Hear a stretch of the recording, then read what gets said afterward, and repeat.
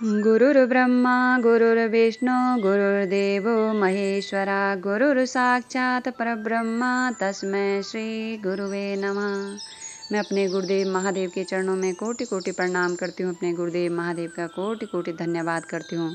माँ भवानी के चरणों में कोटि कोटि प्रणाम करती हूँ। सभी देवी देवताओं के चरणों में कोटि कोटि प्रणाम करती हूँ।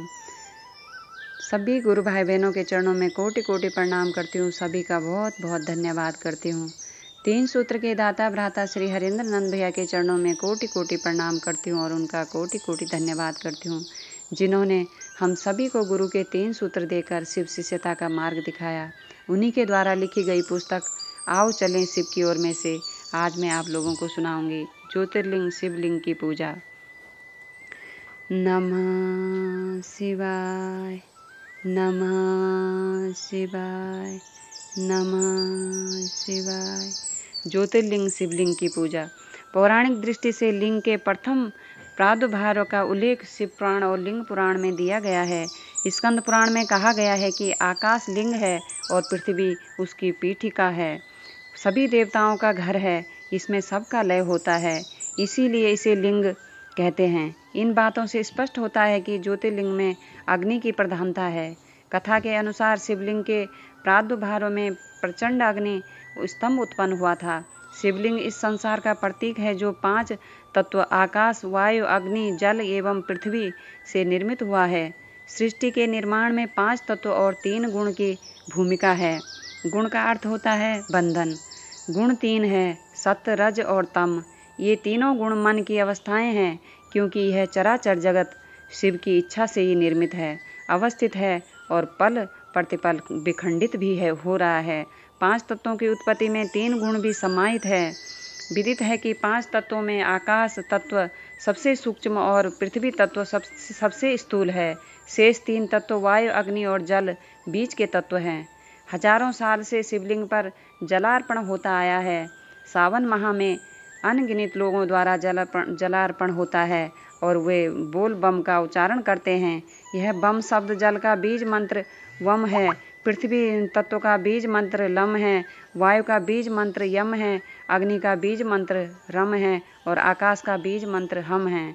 यह मान्य है कि मनुष्य के जीवन में 5 तत्वों की भूमिका है। मानव मन और शरीर सुखद अथवा दुखद घटनाओं से प्रभावित होता है। इसी कड़ी में 5 तत्व भी आते हैं। शरीर क्या अपितु संसार ही आता है।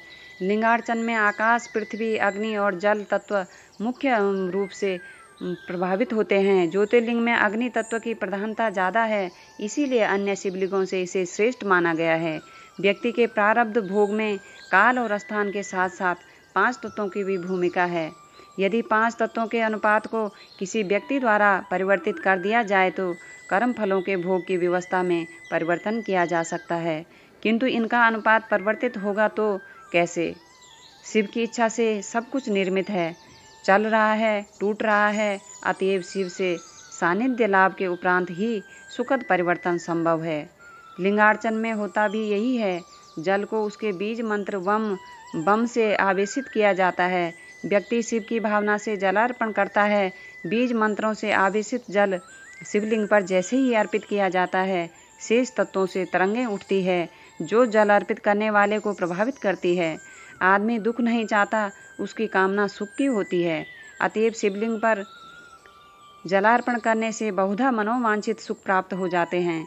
लिंगार्चन में जो जलार्पण होता है उसमें सबसे महत्वपूर्ण अस्त्र शिव भावना की स्थिति है, इसीलिए शिव भाव से जलार्पण बहुधा मनोवांछित फल देता है। बम शब्द से शिव का भाव भी लिया जाता है। मिट्टी से बने शिवलिंग को पार्थिव शिवलिंग कहते हैं। अनेक प्रकार के शिवलिंग की व्याख्या किताबों में मिलती है। इनकी पूजा के विधान का मूल मंत्र यही है कि लिंगार्चन करने वाले के मन में शिव भाव का आवेश कैसा है। यह स्पष्ट है कि शिव भाव का आवेश थोड़ा भी अधिक होने पर व्यक्ति की लौकिक कामनाएं कम हो जाती है, वह परहित अथवा शिव हित की बात सोचता है। ऐसी स्थिति में शिवलिंगों पर जलाभिषेक अधिक फलदायी है। ज्योतिर्लिंग में अग्नि तत्व की प्रधानता है। 5 तत्वों के स्थूल से सूक्ष्म की यात्रा में अग्नि तत्व ऊर्ध्वमुखी होता है। मोमबत्ती को जलाकर यदि उसे उलट भी दिया जाए तब भी उसकी लौ ऊपर की दिशा में हो जाती है। अग्नि ऊर्ध्वगामी है, जल और पृथ्वी तत्व की अधोगामी नहीं। जल और पृथ्वी तत्व की तरह अधोगामी नहीं। ज्योतिर्लिंग की अर्चना में व्यक्ति का मन ऊर्ध्व दिशा में यानी परमात्मा या शिव की दिशा में सहजता से चलता है। इसीलिए आध्यात्मिक विकास में ज्योतिर्लिंग अपेक्षाकृत अधिक सहायक है।